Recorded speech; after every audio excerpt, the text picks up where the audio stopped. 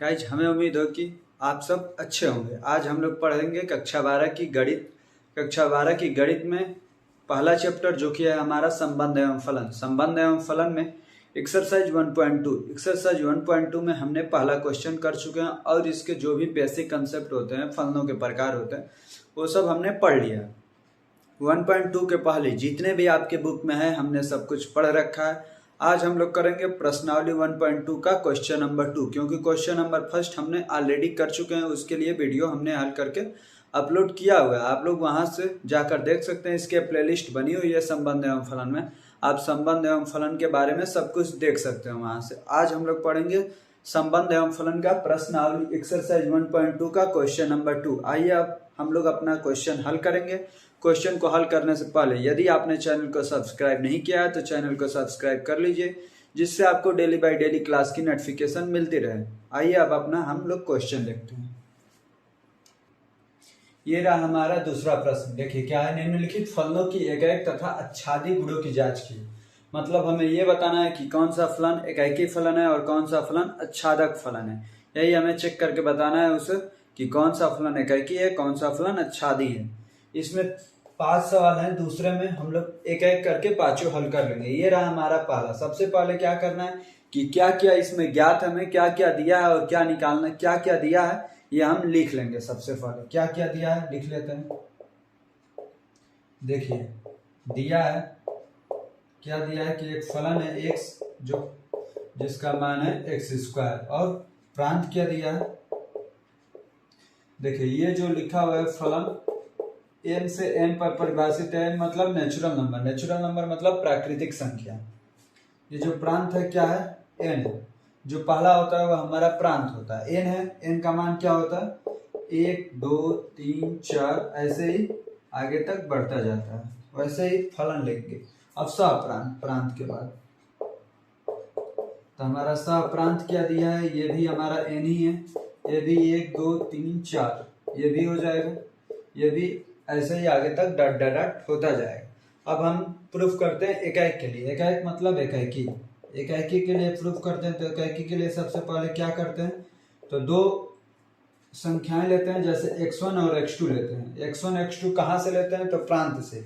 ये किससे हैं, n से हैं। n मतलब प्रांत से लिए हैं हमने इसको। अब इसके बाद से क्या लिखेंगे, माना फलन x1 किसके बराबर है, फलन x2 के।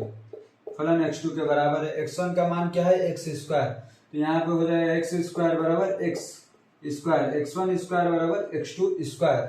अब देखिए दोनों स्क्वायर है तो इसका मतलब क्या हो जाता है, x1 बराबर प्लस माइनस x2। आप लोगों ने पढ़ा होगा कि a² बराबर b², तो a बराबर प्लस माइनस b होता है।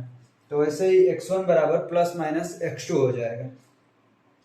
अब देखिए जब x1 बराबर प्लस माइनस x2 हो गया तो अब यहाँ पे लिखेंगे कि x1 बराबर x2 और x1 बराबर x2 और x1 बराबर माइनस x2। तो आप लोगों ने एकाएकी के लिए पढ़ा हुआ था परिभाषा एकाएकी और आच्छादक आपको नहीं मालूम होगा तो उसको भी हमने पढ़ा रखा है। इसके प्लेलिस्ट में जाकर के आप सब कुछ देख सकते हैं। तो x1 दो मानों पर भिन्न भिन्न दो मानों पर बराबर हो जाए, जैसे दो मानों पर जब भी बराबर हो जाएगा, x1 x2 के भी बराबर हो जाए, x1 माइनस x2 के भी बराबर हो जाए, तो यहाँ पर लिखेंगे कि यह एकाएकी फलन नहीं है। जब दो भिन्न मानों पर एक ही आउटपुट आता है तो वहां पर फलन बराबर नहीं होता है। यहाँ पे 2 भी रखेंगे तो 4 आएगा, -2 भी रखेंगे तो 4 ही आएगा, क्योंकि -2 का स्क्वायर 4, 2 का स्क्वायर 4। इसीलिए ये हमारा जो फलन है, देखिए ये तो यदि ऐसा होता तो ये तो हो जाता कि ये हमारा एकाएकी नहीं है। लेकिन देखिए x1 बराबर -x2, जब -2 रखेंगे तो 4 हो जाएगा। लेकिन यहाँ पे जो हमें -2 रखना है, यहाँ पर जो नेचुरल नंबर है ये सभी नेचुरल नंबर है। नेचुरल नंबर होती क्या है, इसमें माइनस नहीं आता है, इसीलिए हम इसको लेंगे नहीं, हम केवल इस पे चेक करेंगे। x1 बराबर x2, जब x1 बराबर x2 होता है तो क्या हो जाता है, फलन हमारा एकाएकी हो जाता है। तो यहाँ पे लिखेंगे कि फलन एकाएकी, फलन एकाएकी है। ये फलन एकाएकी हो गया। अब फलन हमारा एकाएकी हो गया। अब आच्छादक फलन देख लेते हैं। इसको मिटा करके इसी पे आच्छादक हल कर लेते हैं। हम लोगों ने एकाएकी फलन देख लिया जो कि ये एकाएकी फलन है। अब क्या देखना है, आच्छादी फलन। आच्छादी फलन को आच्छादक फलन भी कहते हैं। तो अब हम देख लेते हैं आच्छादक। आच्छादक के लिए क्या होना चाहिए? सप्रांत परिसर के बराबर होना चाहिए, तभी हमारा फलन आच्छादक फलन होगा। इसका परिसर निकालते हैं। देखिए परिसर क्या होगा, परिसर हमारा हो जाएगा, एक रखेंगे तो एक का स्क्वायर एक, दो रखेंगे तो दो का स्क्वायर चार, तीन रखेंगे तो तीन का स्क्वायर नौ, चार रखेंगे तो 16, ऐसे ही आता जाएगा। देखिए कभी भी अभी इसमें दो नहीं आया, एक के बाद दो नहीं आया, तीन नहीं आया, चार आ गया, पांच आया, छह आया, सात नहीं आया, आठ नहीं आया, नौ आ गया। मतलब कई सारे नंबर इसमें नहीं आ रहे हैं, कई सारे नंबर आ रहे हैं।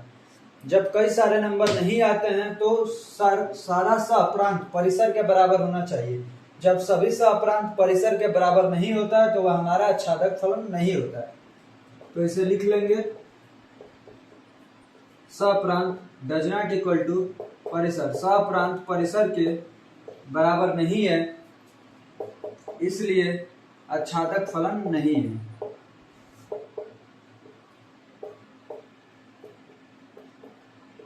आच्छादक फलन नहीं, जब सप्रांत परिसर के बराबर नहीं होता है तो आच्छादक फलन नहीं है। ये एकैकी था लेकिन आच्छादक नहीं था। ऐसे ही हम लोग दूसरा देख लेते हैं। इसमें 5 सवाल है, पांचों को क्या करना है? एकैकी और आच्छादक प्रूफ करना है। तो अब हम लोग देख लेते हैं इसी का दूसरा। ये रहा हमारा दूसरे का दूसरा। इसमें भी यही प्रूफ करना है कि एकैकी और आच्छादक चेक करना है कि क्या क्या है। क्या दिया है? f(x = x² द्वारा प्रदत्त फलन z to z पे परिभाषित है। z मतलब पूर्णांक से पूर्णांक पर ही परिभाषित है। सबसे पहले हम क्या लिखते हैं कि क्या क्या दिया है।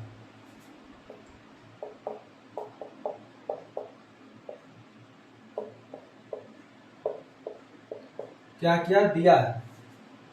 f(x = x² दिया है, तो लिख लेते हैं यहाँ पे f(x = x²।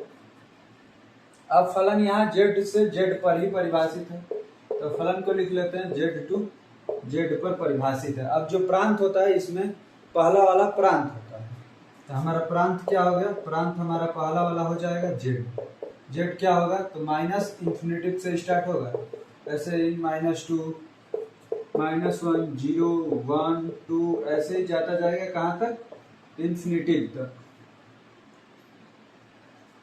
ये हमारा इंफिनिटी तक जाता जाएगा। ऐसे जो सप्रांत होगा,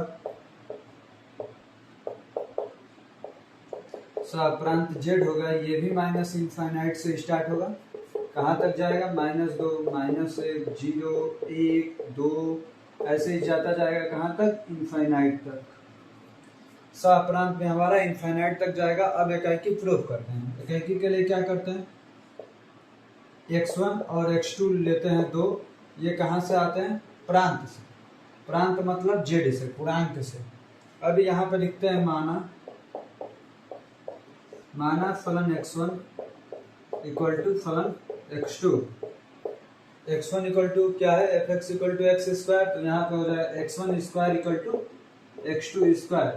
तो आप लोगों ने जानते हैं कि a² = b² हो तो a बराबर +-b हो जाता है। तो x1² = x2² है, तो x1 बराबर +-x2 हो जाएगा। यहाँ पे लिखेंगे x1 बराबर +-x2, x1 बराबर +-x2। अब यहाँ पे लिखेंगे x1 बराबर x2 और x1 बराबर -x2। देखिए पिछले वाले में x1 -x2 क्यों नहीं लिए थे? क्योंकि हमारा प्राकृतिक संख्या थी और प्राकृतिक संख्या केवल धनात्मक होती है। यहाँ पर पूर्णांक लिए हैं तो पूर्णांक ऋणात्मक होता है। तो देखिए x1 का मान x2 का मान x1 के लिए भी बराबर है, -x2 के लिए भी बराबर है। अब यहाँ पे -2 भी रखेंगे तो 4 होगा, -2 भी रखेंगे तो 4, -2 भी रखेंगे तो 4, दोनों पे मान बराबर आ रहा है। तो ऐसा फलन एकैकी फलन नहीं होता, ये बहुएकी फलन हो जाता है। तो यहाँ पे लिखेंगे कि फलन एकैकी नहीं है।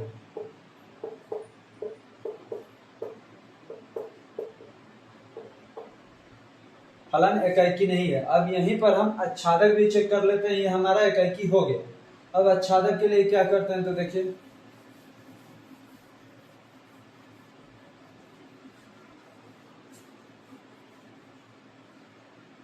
आच्छादक के लिए परिसर निकालते हैं। तो परिसर निकालेंगे, देखिए जो इसमें हमारा परिसर आएगा वह माइनस भी रखेंगे तो प्लस में ही आ जाएगा। तो क्या आएगा, परिसर को लिखेंगे कि यह अऋणात्मक है। अऋणात्मक मतलब ऋणात्मक को छोड़ के और सभी, मतलब अऋणात्मक में जीरो भी आता है और धनात्मक संख्या भी।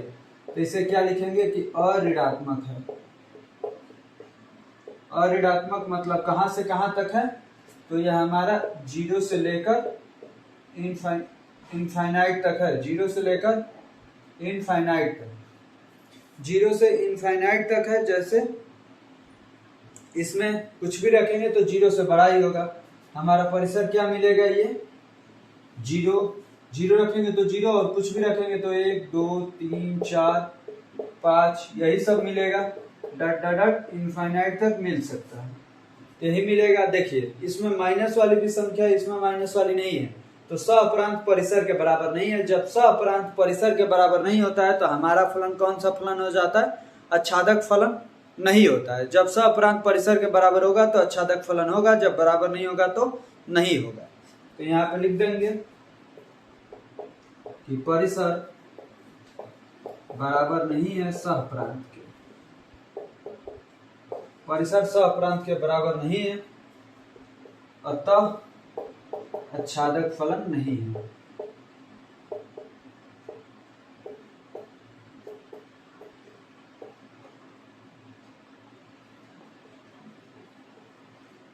अतः अच्छादक फलन नहीं है। अब हम लोग कर लेते हैं दूसरे का ही तीसरा क्वेश्चन। अब हम अपना सवाल करते हैं दूसरे का तीसरा। कौन सा सवाल है कि अतः दूसरे का दूसरा क्या है, ये दूसरा नहीं, दूसरा तो हल हो गया, ये तीसरा है। fx equal to x square द्वारा प्रदत्त फलन रेशनल नंबर से रेशनल नंबर पे ही परिभाषित है, रियल नंबर से रियल नंबर पर। आर मतलब रियल नंबर मतलब वास्तविक संख्या, वास्तविक संख्याओं से वास्तविक संख्याओं पर ही यह फलन परिभाषित है। इसको हल करते हैं। देखिए क्या क्या इसमें दिया है, सबसे पहले वह लिखते हैं।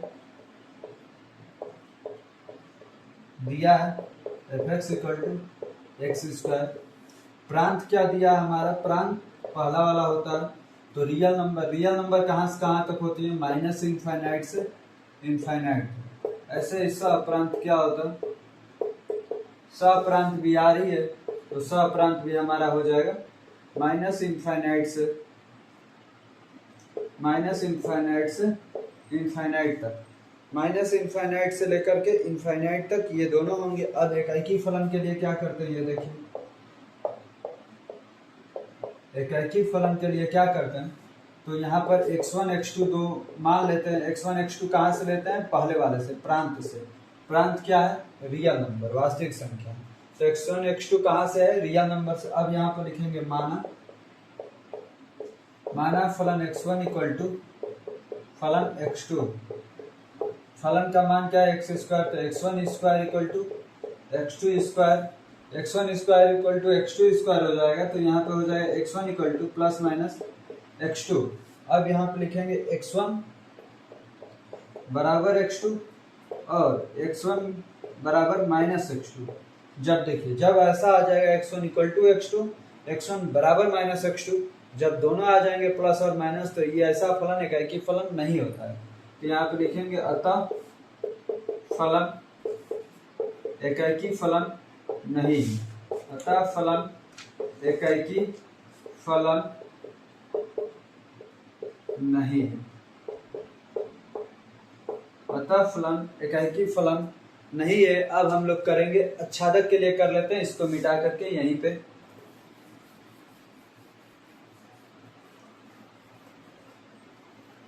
अच्छादक के लिए क्या करना होता है, तो सबसे पहले परिसर निकालना होता है। देखिए परिसर निकालेंगे तो परिसर में क्या आएगा, परिसर में कुछ भी रखेंगे माइनस नंबर या कुछ भी, हमेशा जीरो से बड़ा ही होएगा।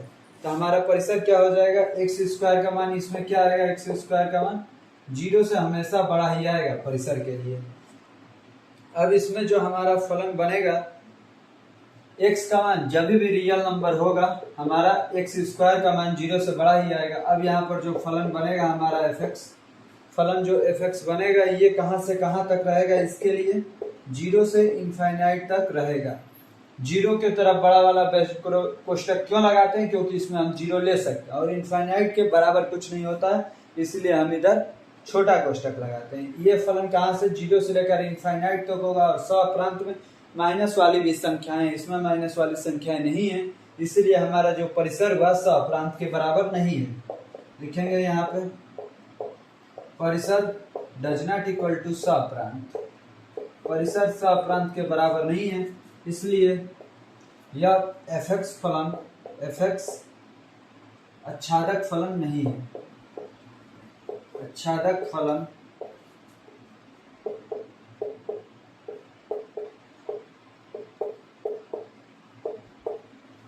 एफएक्स आच्छादक फलन नहीं है। ये हमारा दूसरे का तीसरा सवाल कंप्लीट हो चुका। अब दूसरे का चौथा कर लेते हैं। अब हम अपना दूसरे का चौथा सवाल कर लेते हैं। क्या है? F x equal to x cube द्वारा प्रदत्त फलन नेचुरल नंबर से नेचुरल नंबर पर ही परिभाषित है फलन। सबसे पहले हमें क्या करना है कि क्या क्या दिया है ये लिखना है। तो दिया क्या क्या है लिख लेते हैं। दिया है फलन x equal to x cube. अब जो प्रांत दिया हुआ है, प्रांत क्या होगा? नेचुरल नंबर कहाँ से स्टार्ट होते हैं? तो 1 से 1 2 3 4 ऐसे डॉट डॉट डॉट इनफाइनाइट। ये कहाँ तक जाएगा? इनफाइनाइट तक। ऐसे ही परिसर नहीं सप्रांत क्या होता है? तो दूसरा वाला भी n ही है, उसका भी मान 1 2 3 4 ये भी डॉट डॉट इनफाइनाइट तक। प्रांत और सप्रांत बराबर होंगे, क्यों? क्योंकि दोनों n लिखा हुआ है। अब हम एकाकी के लिए करते हैं। तो क्या करते हैं? x1 कामा x2 कहाँ से लेते हैं? प्रांत से। प्रांत क्या है? n है, तो यहाँ पे लिखेंगे n। अब यहाँ पर दो मान बनेंगे x1 इक्वल टू फलन x2। ये वाली स्टेप आपको सब में सेम करना है। यहाँ पे लिखेंगे माना। सब में जितना भी एकाकी प्रूफ करना रहेगा इसी तरीके से प्रूफ होगा। फलन x1 इक्वल टू फलन x2। फलन x1 के जगह पे क्या दिया है? x equal to x cube, तो यहाँ पे लिख देंगे x1 क्यू बराबर x2 क्यू। अब आप लोग जानते हैं कि A Q equal to B Q होता है, तो a इक्वल टू बी हो जाता है। ये नहीं कि प्लस माइनस, क्योंकि धनात्मक संख्याओं का क्यूब धनात्मक होता है और ऋणात्मक संख्याओं का क्यूब भी ऋणात्मक ही होता है। तो ये धनात्मक a है तो b भी धनात्मक ही होगा। इसमें हमेशा x1 इक्वल टू x2 होगा। इसमें देखिए प्लस माइनस नहीं है, एक ही मान है जो x2 x1 बराबर है, तो इसलिए ये फलन हमारा एकाकी फलन होगा। यहाँ पे लिखेंगे अतः यह फलन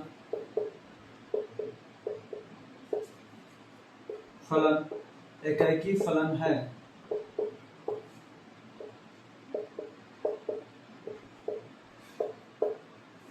एकाकी फलन है, तो ये हमारा एकाकी फलन प्रूफ हो गया। अब हम कर लेते हैं इसी के बाद वाला जो आच्छादक प्रूफ करना है उसको देख लेते हैं।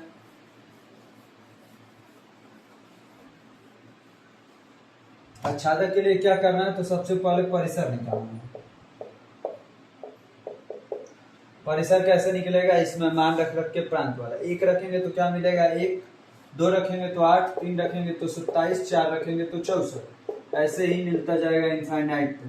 अब देखिए इसमें प्रांत परिसर और सप्रांत बराबर नहीं है, क्योंकि 1 के बाद डायरेक्ट 8 आ गया है, बीच वाले नंबर नहीं आए हैं, इसलिए यहाँ पे लिखेंगे परिसर बराबर नहीं है सप्रांत के।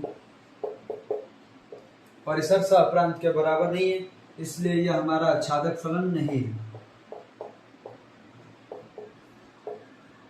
आच्छादक फलन नहीं। अब हम लोग कर लेते हैं, ये था हमारा क्वेश्चन नंबर 4। अब हम लोग कर लेते हैं दूसरे का ही 5th नंबर क्वेश्चन। अब हम अपना सवाल कर लेते हैं दूसरे का 5वां। क्या है? fx equal to x cube द्वारा प्रदत्त फलन z टू z पर परिभाषित है। मतलब इसमें z का मतलब पूर्णांक। क्या क्या दिया है? सबसे पहले ये लिख लेते हैं। दिया है फलन x equal to x cube, फलन x equal to x cube. अब ये मत सोचिएगा कि सभी एक ही जैसा एक्स क्यू है तो सब एक ही जैसा होगा। यहाँ पर चेंज हो रहा है, जो जिस पे परिभाषित है फलन ये वाला पद चेंज हो जा रहा है। तो fx equal to x cube. प्रांत क्या दिया है? प्रांत पूर्णांक है, तो पूर्णांक निगेटिव भी होता है और पॉजिटिव भी होता है। तो प्रांत हमारा हो जाएगा माइनस इनफाइनाइट से लेकर के इनफाइनाइट तक। जो हमारा सहप्रांत होगा ये भी हमारा माइनस इनफाइनाइट से लेकर के इनफाइनाइट तक होगा। अब इसमें क्या करते हैं, हम एकाकी प्रूफ करते हैं। एकाकी के लिए क्या करते हैं, x1 का मान x2 लेते हैं, कहाँ से, तो प्रांत से। तो प्रांत क्या है हमारा z, तो z हो गया। अब यहाँ पे लिखते हैं माना फलन x1 इक्वल टू फलन x2। अब यहाँ पर x इक्वल टू क्या है, x क्यूब, तो यहाँ पे भी हो जाएगा x1 cube equal to x2 cube. अभी हमने आप लोगों को बताया था कि ये क्यू बराबर बी क्यू होता है, तो ये बराबर बी हो जाता है। तो x1 क्यू बराबर x2 क्यू है, तो x1 बराबर x2 हो जाएगा। तो आप लोग लिख लीजिएगा x1 इक्वल टू x2। जब x1 बराबर x2 हो गया तो ये हमारा फलन एकाकी फलन है, फलन एकाकी फलन है, फलन एकाकी फलन है। तो ये हमारा एकाकी फलन प्रूफ हो गया। अब हम देख लेते हैं इसी में अच्छादक फलन के लिए। अच्छादक फलन वाला कैसे हल होता है ये देख लेते हैं। अच्छादक के लिए क्या करना होता है, तो सबसे पहले हमें परिसर निकालना होता है। अच्छादक में सबसे पहले परिसर निकालना होता है, तो इसको देख लेते हैं। देखिए जैसे परिसर निकालेंगे आप लोग, तो माइनस इनफाइनाइट का तो माइनस इनफाइनाइट, मान लीजिए इसमें बीच में नंबर है -3 -2 -1, तो -3 का क्या आ जाएगा -27, उसके बाद से -4, उसके बाद -4 नहीं -8, उसके बाद से -1 आ जाएगा, उसके बाद से 0 का 0, 1 का 1, 2 का 8, 3 का 27, ऐसे ही बढ़ता जाएगा। देखिए इसमें ये सब आ गया, और इसमें जो सहप्रांत है इसमें सभी पूर्णांक आएंगे। -27 -8 के बीच का आएगा, 0 1 8 1 8 के बीच का भी आएगा, 2 3 4 5 6 7, जो कि परिसर में हमारा नहीं, तो परिसर सहप्रांत के बराबर नहीं है। तो यहाँ पे लिखेंगे परिसर हमारा सहप्रांत के बराबर नहीं है, इसलिए यह हमारा फलन अच्छादक फलन नहीं है। लिख देंगे अच्छादक फलन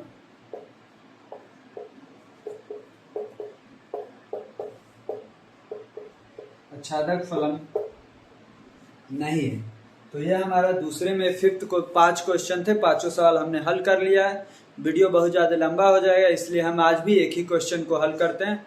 बाकी के क्वेश्चन आपको नेक्स्ट लेक्चर में मिल जाएंगे। बाकी आप लोग ऐसे ही बने रहिए हमारे चैनल पे, आपको डेली बाई डेली क्लास मिलती रहेगी। और आप लोग बेल आइकन का बटन भी दबा लीजिएगा सब्सक्राइब करने के बाद, जिससे आपको डेली बाई डेली क्लास की नोटिफिकेशन मिलती रहे और आपसे कोई भी क्लास मिस ना होने पाए। बाकी धन्यवाद आपको अंत तक बने रहने के लिए।